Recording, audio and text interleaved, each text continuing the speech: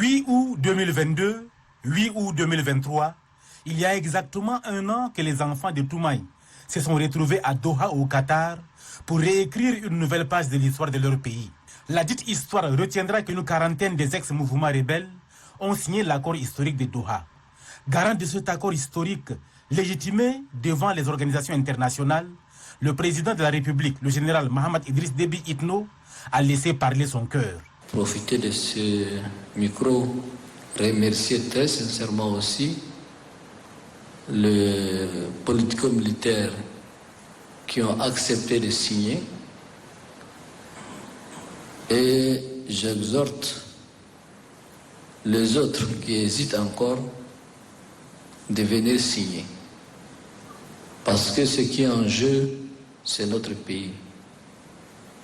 Ce qui est en jeu, c'est le peuple tchadien. On doit mettre de côté les intérêts égoïstes, les intérêts personnels.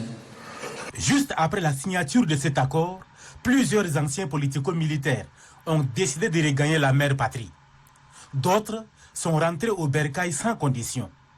L'une des conditions principales de l'accord de paix de Doha, l'organisation du dialogue national inclusif et souverain pour la refondation du Tchad. Le 20 août 2022, la promesse est tenue.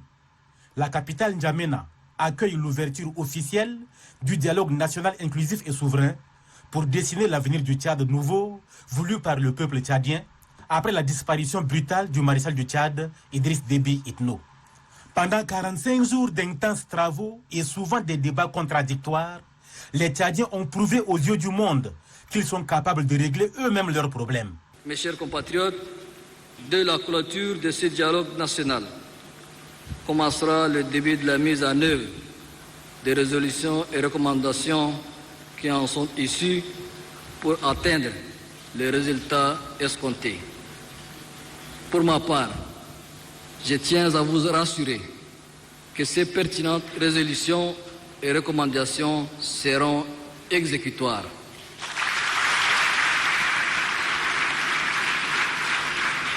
J'y verrai personnellement, grâce à Dieu et à votre concours. Aucune contribution, aucun conseil avisé ne sera de trop.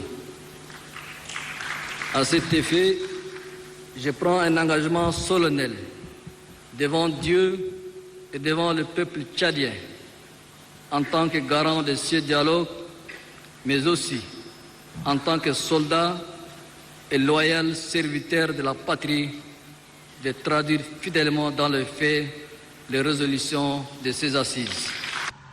Aujourd'hui, le Tchad vit et respire les fruits de cet accord historique. Plusieurs signataires de cet accord participent dans la gestion publique du pays.